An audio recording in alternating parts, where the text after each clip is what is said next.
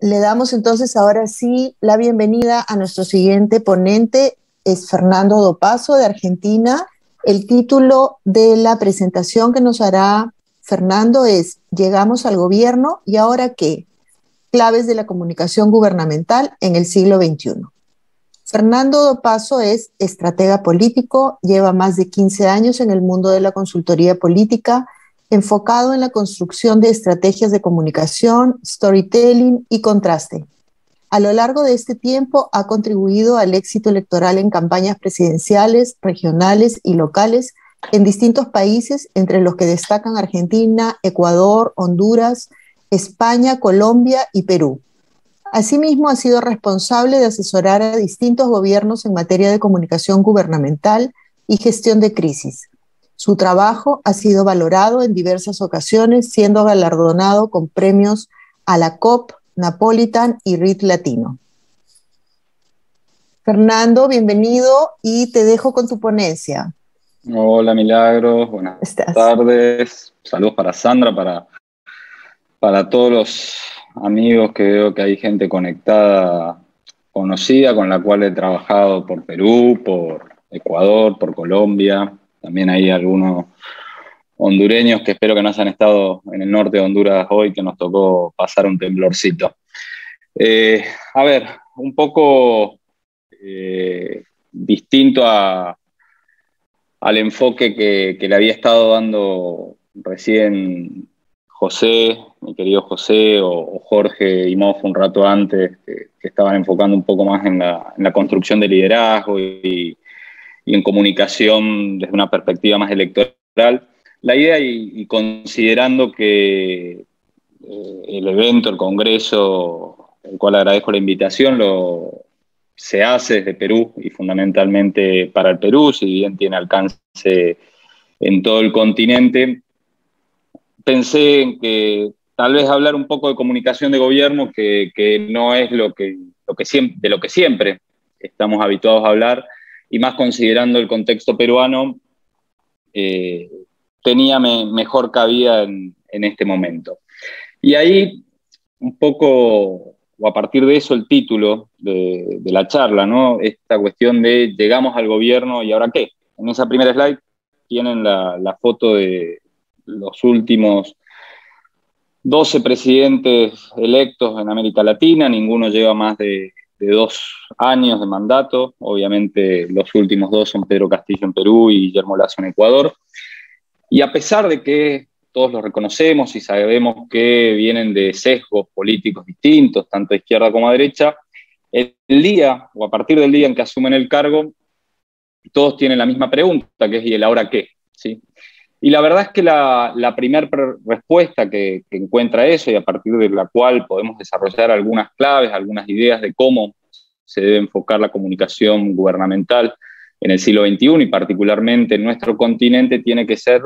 o va por el camino de que lo primero que se debe hacer es, obviamente, gobernar. Y el ejercicio del gobierno fundamentalmente debemos entenderlo como el ejercicio del poder público, ¿sí? Y tomarlo en consideración desde un contexto bastante particular, porque se solía decir, había un viejo político italiano, Giulio Andreotti, que marcó la década de los 70, los 80 y principios de los 90 en Italia, que decía, el poder desgasta al que no lo tiene. Y la verdad que en los tiempos que corren, y más aún en pandemia, da la sensación de que eso ya no es tan así, que el poder desgasta a todos, los políticos, pero fundamentalmente a aquellos que están en el gobierno, ¿sí?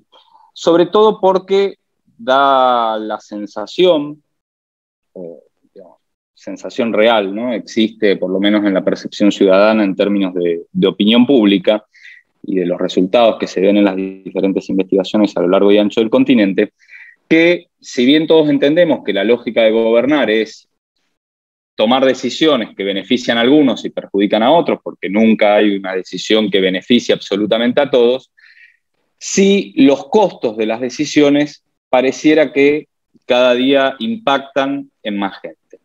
Y ahí es un poco la primera intención, ¿sí?, de empezar a comprender el fenómeno del gobierno y de la comunicación gubernamental desde una perspectiva integral, si se quiere. Y ahí yo suelo usar esta metáfora que algunos, incluso de los que están aquí, ya me la han escuchado alguna vez, pero es entenderla como una mesa de tres patas, ¿sí? Una de esas patas es la política, entendida como la articulación de intereses por parte de diversos actores, negociación, que a veces consensúan determinadas situaciones, pero que está en un permanente desequilibrio o en permanente tensión. Una segunda P que tiene que ver con las políticas públicas, aquello que propiamente los gobiernos, a partir de los consensos que se llegan con la sociedad o con fuerzas sociales y partidos políticos de oposición, hacen o dejan de hacer. Aquí, obviamente, entendiendo las políticas públicas no solo como acción, sino también como la posibilidad de omitir determinados diagnósticos o determinadas problemáticas a través de todo el proceso de generación o construcción de política pública, es decir, desde el diagnóstico, la decisión de una resolución determinada, la ejecución e implementación y la posterior evaluación. Y una tercera pata de esta mesa que tiene que ver con la comunicación, entendiéndola como aquello que nos permite visibilizar lo que hacen los gobiernos o ejecutan en el marco de las políticas públicas, así como también la visibilización de los acuerdos, de la negociación que se da en el marco de la política. Ahora bien, el desafío que tenemos es que esta mesa de tres patas esté equilibrada. Es decir, si a la mesa le falta una de las piernas o alguna de ellas es despareja, lo más seguro es que haya un desequilibrio y que aquello que está sobre la mesa se caiga. Y esto que uno lo puede pensar como tazas de café, el problema de los países y de la comunicación gubernamental y de la propia gestión gubernamental es que lo que está por encima de esa mesa somos nosotros en nuestras condiciones de ciudadanos, ¿sí? Con lo cual, si se cae, obviamente entramos en tensión con el sistema. Adicionalmente, también tenemos que entender que la forma o el contexto, mejor dicho, en el cual se hace presente la necesidad de establecer la comunicación gubernamental en los tiempos que nos toca vivir, son o aplica aquello que estudios vinculados a estrategia militar y a perspectiva política, militar o geopolítica, ya desde finales de la Guerra Fría, en inglés decían el término VUCA, en castellano sería VICA. Tenemos un mundo volátil, imprevisible o impredecible, complejo y ambiguo. Volátil en términos de la enorme velocidad a la cual, tanto en lo tecnológico, lo biológico, se dan los cambios en nuestra sociedad. Impredecible porque a partir de esa intensidad, esa alta intensidad en los cambios, estamos muy limitados en términos de poder dar respuestas a tiempo. Complejo producto de que esa velocidad, esa volatilidad del sistema, esa incertidumbre, genera una enorme dificultad de poder encontrar las respuestas, porque por lo general las categorías preconcebidas, ¿sí?, a partir de las cuales conceptualizamos determinados fenómenos nos quedan caducas, y ambiguo en tanto y en cuanto todas estas tres condiciones anteriores lo que generan es una distorsión de la realidad desde nuestra propia perspectiva, no solo de los ciudadanos, sino también de aquellos que tienen función o funciones de liderazgo. Y esto, adicionalmente, este mundo VICA también se manifiesta en la política con algunas cuestiones particulares, ¿sí?, a tener en consideración. Por un lado, o en primer lugar, esta cuestión de los avances tecnológicos, ¿sí?, permanentes que llevan a que la ciudadanía esté hiperinformada, y a partir de esa hiperinformación y ese altísimo nivel de consumo de información tenga sobreexpectativas en cuanto a lo que cualquier gobierno, por lo menos en el contexto latinoamericano, está en condiciones de dar. También a partir de el exceso de información, sociedades que se van fragmentando, que son cada vez más triviales, con un enorme sesgo, y que generan una presión adicional a los sistemas políticos en términos de no solo sobre expectativas, sino también sobre demandas muy diversas que al Estado tradicional, a la forma tradicional que tenemos en los gobiernos, le cuesta articular, fundamentalmente por 4 cuestiones, algunas de las cuales me voy a detener un poquito más. Por un lado, una capacidad organizativa de los gobiernos netamente analógica, muy basada en la lógica marketinera, en la publicidad, en la idea de vender el gobierno, con gobiernos incapaces de escuchar o con poca voluntad para escuchar a la ciudadanía, y un elemento adicional que tiene que ver con la hiperpersonalización de la política, incluso en las lógicas institucionales que deberían tener los gobiernos. Y adicional a esto, algunas cuestiones más específicas, ya no solo de la lógica gubernamental, sino de la dinámica política que vivimos en América Latina. En primer lugar, esta dinámica de partidos sin políticos y políticos sin partidos. No es que los partidos políticos hayan desaparecido, pero sí han transformado su funcionalidad en relación al sistema. Cada vez están más desconectados de sus bases y por ende eso debilita sus niveles de representación. Asimismo han cooptado el aparato estatal, ¿sí? Algo que Peter Mayer conoce o mencionaba hace una década atrás como el fenómeno de la cartelización de los partidos políticos. Y este fenómeno que les mencionaba de la personalización en extremo de la propia dinámica política, donde ya no estamos tan enfocados en buscar legitimidad de las instituciones de representación, sino más bien en creerle y otorgarle cheques de confianza a determinadas personas. Y esto obviamente genera algunos problemas o algunas crisis dentro del sistema político en términos de que recae la responsabilidad en extremo por sobre aquellas personas a las cuales les otorgamos determinados atributos de liderazgo, pero queda un vacío en términos de todas aquellas instituciones que efectivamente tienen o estaban en su naturaleza jurídica, política y social, generar un colchón de representatividad hacia la ciudadanía. Un segundo elemento adicional tiene que ver con la electoralización de la comunicación. Parece que esta escuela propia de la dinámica norteamericana que planteaba Blumenthal hace 20 años, de la lógica de la campaña permanente y pensar la comunicación gubernamental como un plebiscito constante de las autoridades del Ejecutivo, principalmente la figura de los presidentes, ha llevado a que la comunicación de los gobiernos muchas veces esté orientada en esa lógica. Y claro, el problema el problema que nos encontramos ahí es la propia naturaleza que tiene la comunicación electoral de la comunicación gubernamental. La comunicación electoral, y muchos me han escuchado esto en más de una oportunidad, está basada fundamentalmente en la lógica del contraste, de diferenciarse del adversario. Y eso, de cara a la sociedad, obviamente genera una división entre buenos y malos, los que están con nosotros y los que están con los otros, ¿sí? Ahora bien, cuando uno tiene la responsabilidad de gobernar, la responsabilidad es gobernar para todos, ¿sí? Y cuando el enfoque comunicacional está basado en la lógica electoral por parte de un gobierno, hay algo que naturalmente va a ser mella sobre los niveles de confianza, sobre los niveles de legitimidad que se le pueda dar a un gobierno. En paralelo, y una tercer condicionante con el que nos encontramos es el fenómeno de la fake news y la posverdad. No voy a entrar en definiciones alrededor de esto, pero sí que es un fenómeno que va increyendo, un fenómeno que, según estudios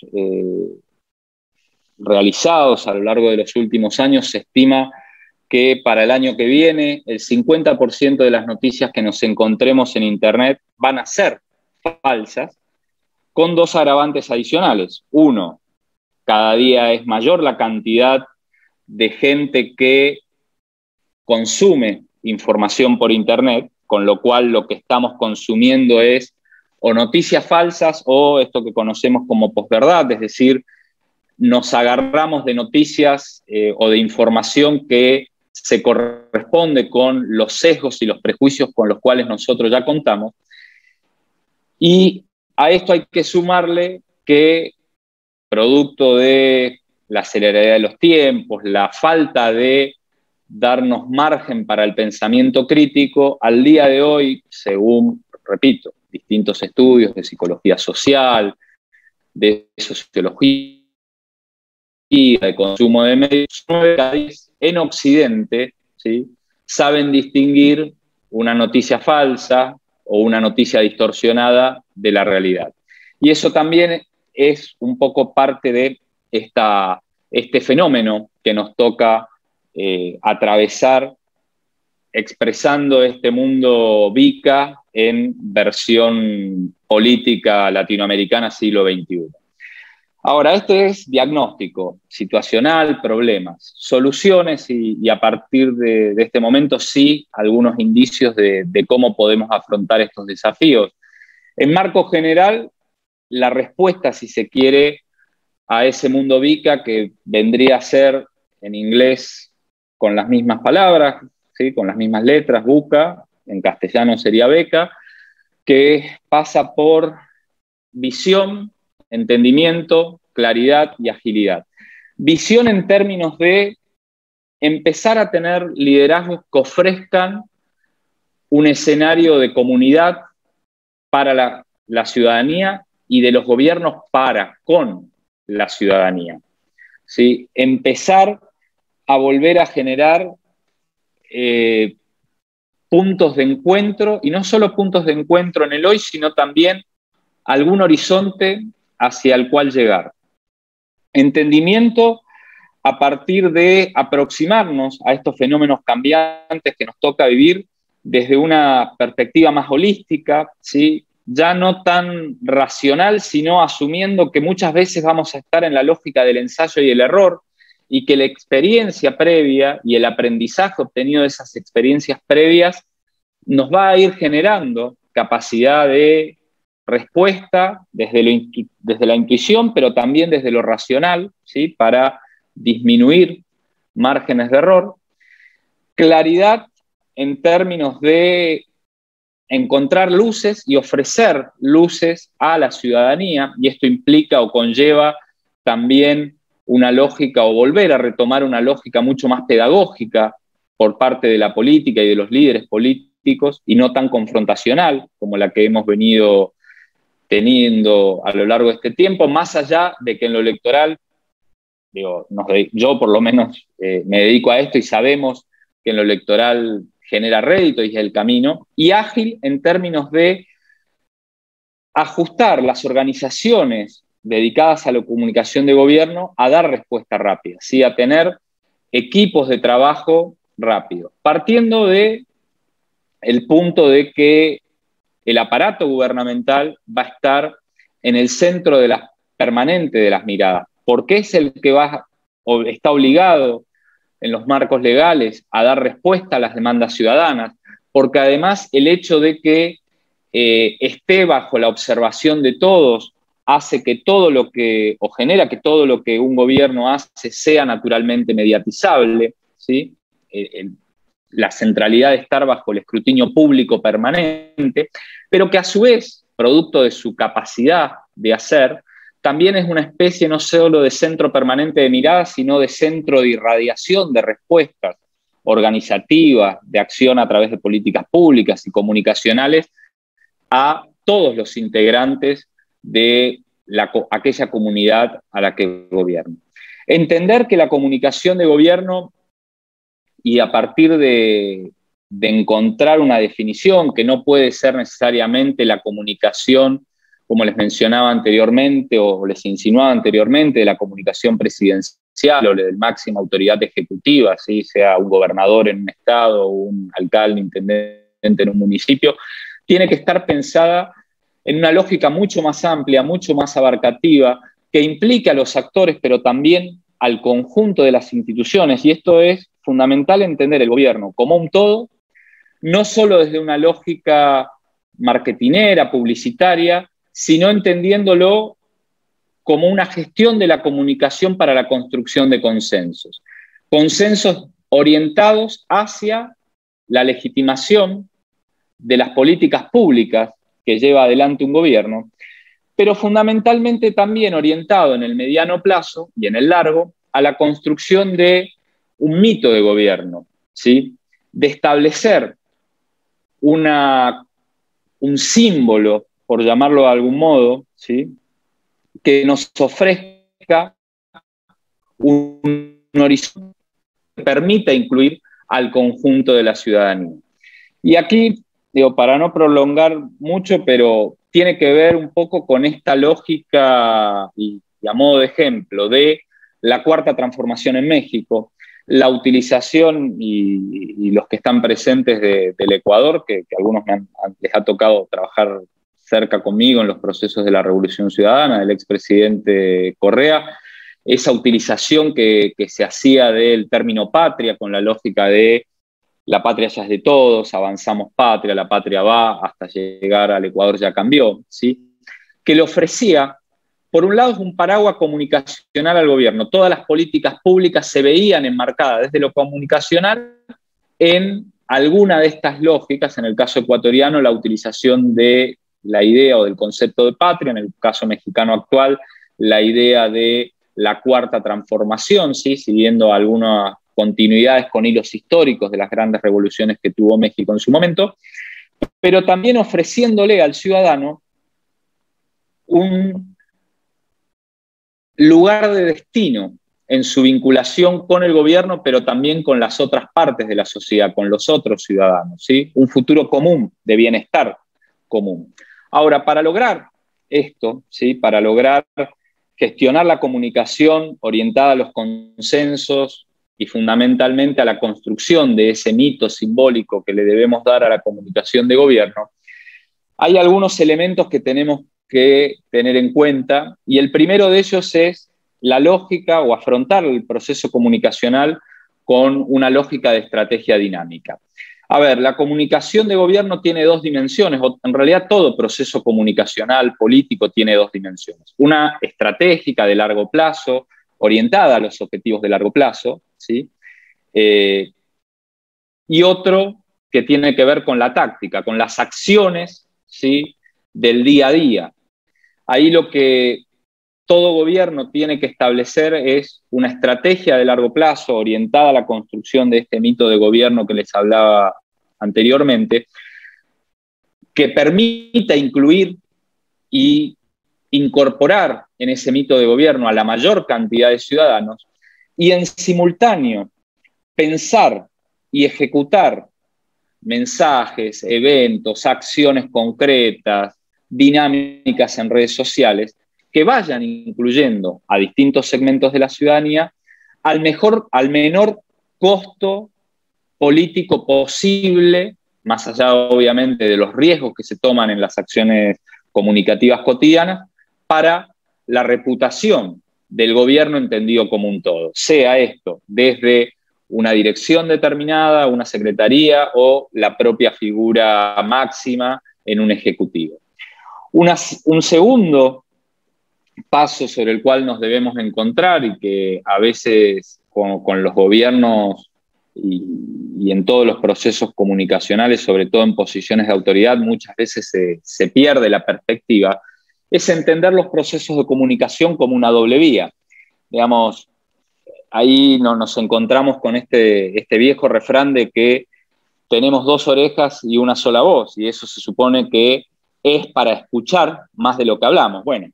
ahí la importancia de generar procesos de escucha activa a la ciudadanía, de interpelar a la ciudadanía a partir de la lógica de la investigación en materia de opinión pública y entender no solo la cantidad de demandas, sino también incluso tratar de generar anticiparnos a determinadas demandas ciudadanas o determinadas necesidades que muchas veces las percibimos más en las investigaciones cualitativas, nadando en profundidad, que en las quanti que solo nos muestran los fenómenos de superficie, ¿sí? En términos de la demanda ciudadana. El siguiente elemento de esa comunicación de gobierno pasa por la lógica de involucrar a la ciudadanía, ¿sí? De acercarla, de a partir de ese proceso de escucha, involucrarla en los procesos de políticas públicas, hacerla sentir que toma parte de la decisión de una política pública determinada y que el poder de decisión del ciudadano no solo se acaba en el momento electoral del voto. Y aquí, entre los aportes de la tecnología, ¿sí? Que nos permiten establecer una relación mucho más cercana, mucho más horizontal con la ciudadanía, generar al interior de los gobiernos fórmulas que permitan respetar estas dinámicas de gobierno horizontal, de relación permanente y constante con la ciudadanía, ya no solo en lógica de escucha, sino también en lógica de involucramiento, para empoderarlos en el marco de políticas públicas, pero en el mediano, de determinadas políticas públicas, pero en el mediano y largo plazo, hacerlas parte, ¿sí? De ese mito, de ese horizonte al cual un gobierno le promete o le genera la expectativa de llegar en algún momento a la ciudadanía. Recién les mencionaba la lógica de estos avances tecnológicos, la dinámica de las redes sociales que nos permiten tener una comunicación mucho más horizontal, pero acá, y esto a modo de paréntesis, que si bien es un paréntesis interesante, no deja de ser importante, sobre todo viendo las burradas que se hacen en materia de utilización de redes sociales, no solo en lo electoral, sino también y fundamentalmente en la lógica de comunicación gubernamental, y que tiene que ver con esta lógica del saber estar. A ver, muchas veces los equipos de comunicación de gobierno, ¿sí? Y también impulsado por esta exacerbación de buscar ser celebridades por parte de los dirigentes políticos y de los funcionarios de gobierno, lleva a que nos forcemos a estar en todas las redes sociales, nos forcemos a estar sin entender la naturaleza de cada red social. Si ustedes se ponen a ver, ¿sí? El caso actual del gobierno de Ecuador, el caso actual del gobierno de México, el gobierno de Colombia, me refiero fundamentalmente a las figuras de los presidentes, ¿sí? Van a ver que nos encontramos con cuentas de TikTok, ¿sí? Ahora, cuentas de TikTok donde lo que están haciendo es estar bailando, ¿sí? O estar tonteando. Y ahí se pierde la naturaleza, no solo o el impacto que debe tener la comunicación en redes sociales o la utilización que se le debe haber al contenido de redes sociales, que no tiene que ver con la autocelebración de una figura política o con la celebración de determinados éxitos de un gobierno, sino que tiene que ver con que el contenido que se genera en esas redes sociales sea relevante, no para el ego de las autoridades, sino relevante para la propia ciudadanía, ¿sí? En términos informativos, pero sobre todo en esta lógica que les mencionaba anteriormente, es de ser involucrados en los procesos de toma de decisión. Y para ir cerrando, lo que necesitamos en esto es equipos profesionales, ¿sí? Ahora, equipos profesionales no me refiero a solo un grupo de personas y que ampliemos la cantidad de recurso humano en las oficinas de comunicación, porque eso ya pasa, sino empezar a entender los procesos de comunicación de gobierno, no desde el lado de la celebridad o desde el lado de generar reconocimiento para determinadas figuras que están sentadas en una oficina pública, sino en la lógica de construir consenso alrededor de ese mito de gobierno, entre la autoridad y la ciudadanía, la mayor parte de la ciudadanía posible. Y para eso necesitamos equipos que estén hiperprofesionalizados, en las lógicas que tiene la comunicación contemporánea y los desafíos que plantea la comunicación contemporánea. Y esto implica contar con gente que entienda de redes sociales, de la naturaleza y la dinámica que tienen las redes sociales, gente que esté capacitada para hacer planificación estratégica, gente que sepa de comunicación en términos de generar contenidos publicitarios y no solo tener una agencia de publicidad, ¿sí?, con una enorme orientación hacia el marketing o hacia la hiperpersonalización de lo que hablábamos. Gente que todavía mantenga relación con los medios de comunicación tradicionales, porque si bien van perdiendo peso específico en las dinámicas que se dan de mediatización entre gobiernos y ciudadanía, los medios de comunicación tradicional siguen estando presentes y siguen existiendo. Y para esto, volver a entender todo esto, les decía, como un todo desde manera, ¿sí?,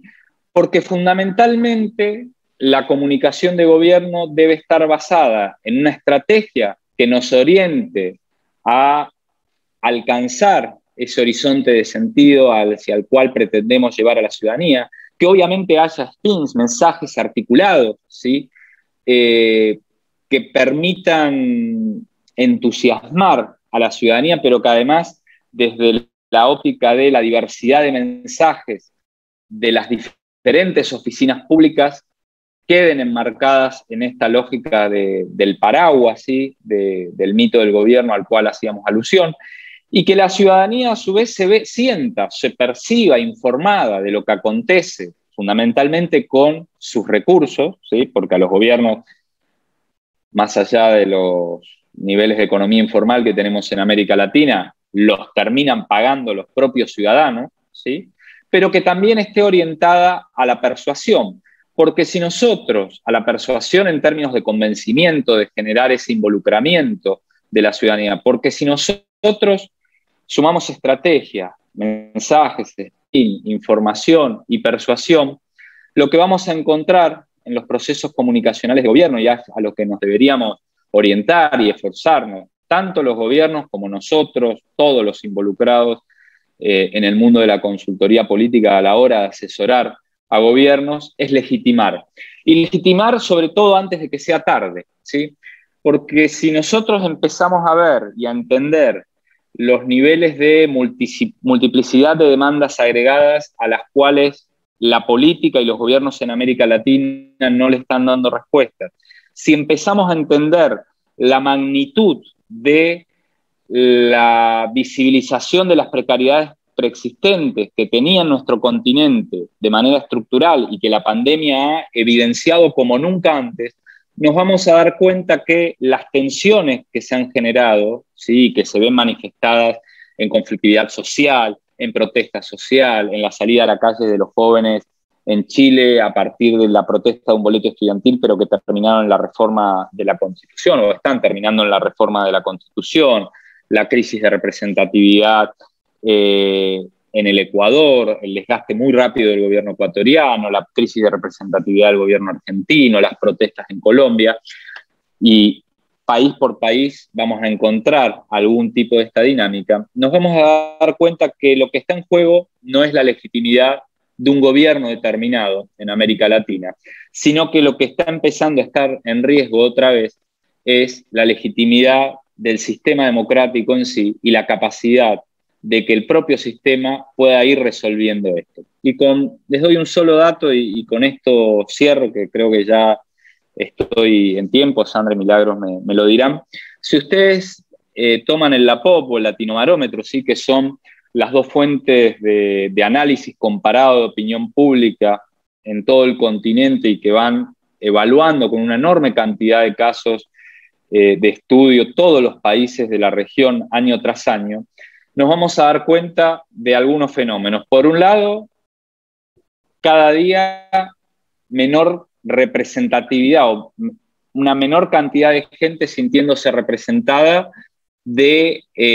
los fenómenos, de las instituciones, ¿sí?, Poder Judicial, Poder Legislativo o Poder Ejecutivo, que al día de hoy no supera en ningún país promedio del continente el 25%. Pero algo mucho más grave aún, que es la confianza en el sistema democrático en términos de si es el sistema ideal para resolver los conflictos de nuestras sociedades. Hace una década atrás, 2 décadas atrás, estábamos hablando de que el apoyo al sistema democrático giraba alrededor del 70%. Hoy ese apoyo es del 50%, hay un 30% que dice ni fu ni fa, ¿sí? Y hay un 20% que dice quiero otra cosa, pero la democracia no funciona y no me da respuesta. Con el agravante que cuando segmentamos eso y analizamos a las poblaciones más jóvenes, ¿sí? A menores de 30 o de 25 años, esos números negativos de rechazo directamente a los sistemas democráticos son todavía aún mayores. Así que a prestarle atención, a mejorar la comunicación de gobierno y sobre todo a legitimar la casa democrática de todos, sobre todo porque como ciudadanos creo que a todos nos gusta votar de vez en cuando y aprovechar ese instrumento del voto para aprobar un gobierno, pero también para pegarle algún insulto y alguna protesta y criticarlo, pero sobre todo también al caso de los colegas que están aquí, nosotros tenemos que seguir comiendo y nos dedicamos a esto, ¿sí? Y si no se vota y si no hay gobiernos democráticos, nosotros no trabajamos. Entonces, llamado a los colegas a ser un poquito más responsables.